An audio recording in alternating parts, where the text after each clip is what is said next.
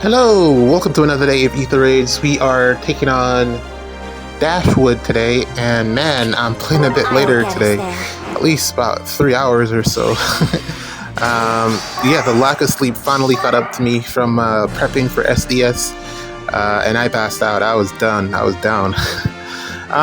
And I don't know, man, it turned out not even to be worth it because, well, then again, I didn't put in as much effort this go around as I did last time.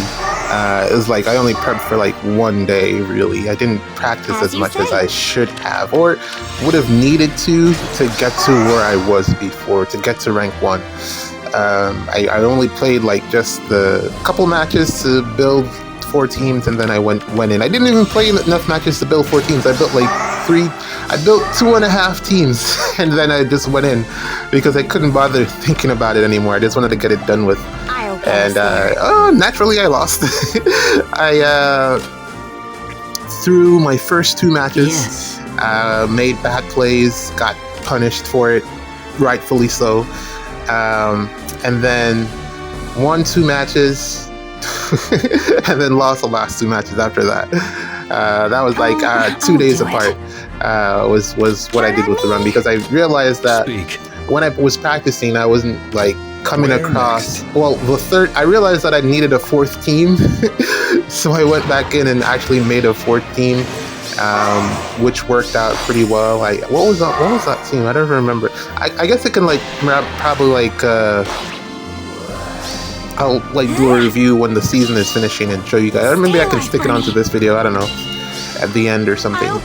But yeah, really underperformed by my standards, or I don't know, man. Sometimes I be feeling like I be feeling a little bit sad not to hit rank 1 or at least win a couple more matches. But then also, when I lose all 4 matches and it's finally over, I'm like, thank God it's over. I don't have to play anymore. I can get my life back. It's so much work, but it's the competitive edge, the success. You know, you want to do well, so it's kind of like, what shall we do? It's a mental thing, and you do well, you do badly, but you put the effort in, and that's really, you know, when you begin, that's really where the competitiveness comes from. You feel like you just got to do it. And a lot of times I say I'm only going to play 1 match and dip, and then I end up playing all 4. So it is what it is. I am ready to work. But yeah, like overall, like just thinking about it, currently Sita is like, for this map in particular, since it's so cav heavy, Sita is definitely dominant. If you have her highly invested, I recommend that you use her. If you don't have merges on her, it doesn't make any sense because she's going to get outsped. The most important thing is that if you're using Sita, she does not want to get outsped. She does not want to get doubled, so you definitely need no follow-up, and you definitely need to invest into her speed. Those are the 2 most important things when using Sita. And then outside of that, do whatever you want. She's so flexible with builds. I have like all of the fodder on her, except I really, really want another Brave Felix so I can get Endless Tempest. That skill is so good. It's so good. And there are a bunch of units that I want to put that on. Hopefully I can, well, I'm pretty sure they'll put a copy in the codes, because there's always the CYL units are always on in the codes at the last spot. So I'm pretty sure that will come around. I'm surprised that no one has gotten Endless Tempest yet, because they've been passing out all the other CYL skills like it's butter, like they're butter so far. We already got, well, no, we didn't get Creation Pulse on anyone. We got most of Bernie's stuff. Pretty much all of Bernie's stuff except for Perf, of course.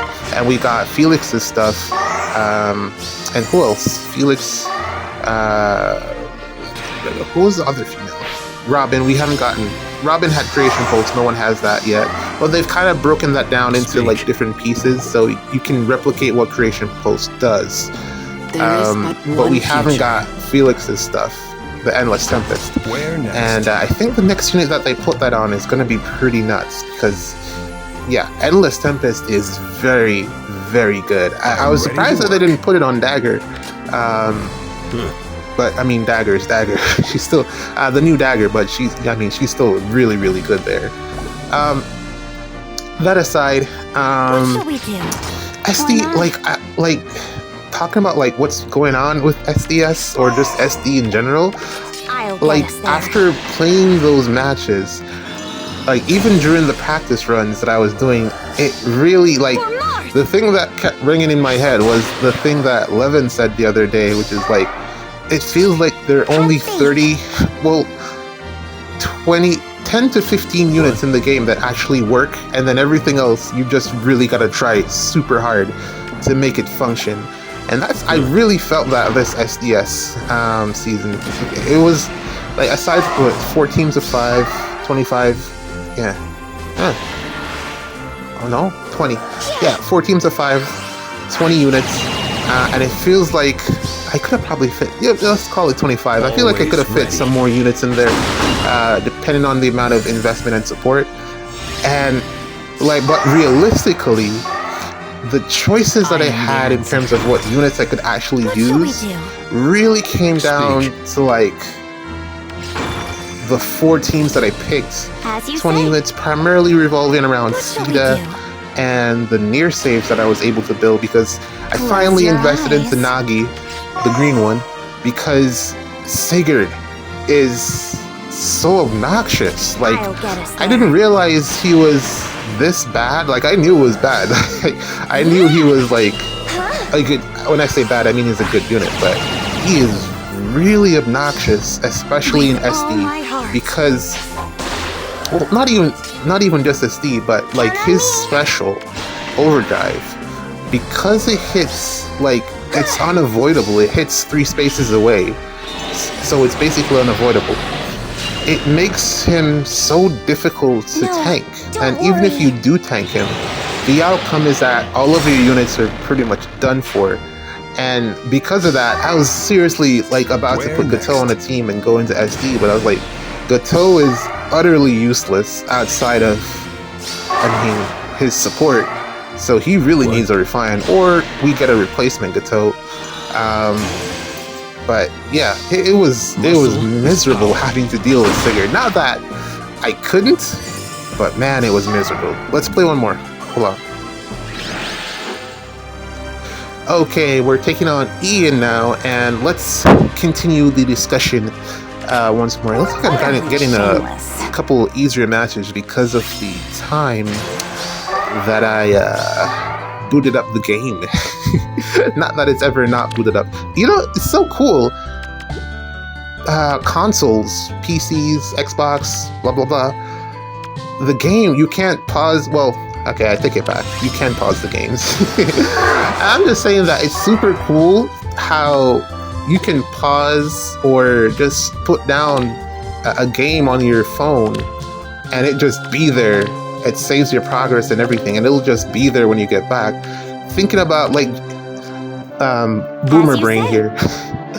Thinking about where we're coming from on floppy disk, playing Tetris, Marvel vs. Capcom to Metroid and Doom. Oh my god, Doom was so good. Doom Eternal. But where we are now, like, I can just put this, the fact that I can just put Fire Emblem down, or put down my phone and just pick back up like hours, days, months later and still continue from where I left off is actually pretty amazing when you think about it. Like, that don't let that be lost on how advanced we have become, just in terms of like game development and stuff. But it translates into other things as well, but that is actually quite a feat that it saves your progress. Just the fact that it saves your progress is a big deal. But anyways, SD, yeah, Sigurd, super obnoxious. I really hate the fact that they actually made his AoE hit 3 spaces, 3 tiles from initiation, or from where he triggers it. And there's no way to prevent that unless you have like Lucia to stop him from triggering a special, but he kills both of the Lucias, so there's no point in using either of them. He basically one-hit KOs both of them. And then Astra, and then the only other option is to like run someone that reduces the AoE damage. That's literally the only other option. reduce the AoE. 50%, as I've said before, pointless. You're better off just getting the 80. That actually, the 80% actually matters. And there's only one unit that gives it out as a status effect, and 2 units that actually use it to a I am the answer. serviceable degree, and both of them are Nagi, of course, and she does pretty well with it. So that's 2 team slots automatically, Nagi on 2 teams. Then what do you do with the other teams? You know, what do you do? Cavline, you go hyper aggressive. I feel very open when I play with Cavline, so I tend to not use that playstyle because it's essentially just a trade war, and if you pick badly, you lose. And it really comes down also to who gets to go first. If you're running a Cavline, the person who can apply offensive pressure first tends to do well with a Cavline setup. And then it comes down to who's your frontliner, and there's really no frontliner that you can put out that is going to really tank Sigurd currently. Most units die to Sigurd, except Sita, which is why I was saying if you build her properly, you can just put her out there, she doesn't care. And then also the new duo Astra does fairly well, Marnie does well if you build her correctly, but also there's situations where she just dies, and then also Ather does very well into Sigurd because of the flat healing that you get. So I don't think they're going to give out more flat 80% damage reduction to more to additional units just to make it to like directly counter Sigurd. I don't think they're going to do that. I think what they'll do is probably lean more into the Breath of Life niche and offer like 10 flat healing instead. Something like that, just so that you can increase like survivability. I feel like that's probably the route that they'll go, because if they start giving out 80% damage reduction on more units, then it's just going to hard counter AoEs in general. And I don't think they want to do that, because they've been very careful about how they power up and curb AoEs. They've been doing that pretty deliberately. I've been paying attention. And man, I feel like they did need to go the AoE pattern for Sigurd. I don't feel like it needed to be 3. It could have just been like a smaller box, but give me some room to avoid it, you know, so that I can have some units that function afterward. But it destroys everything, man, and it's really annoying. It does harken back to the game to engage itself. That's really what Overwrite did, so it kind of makes sense, but I feel like it's a little bit too OP for where we are currently in the meta.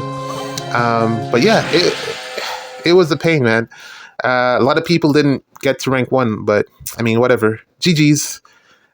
See you in the next one.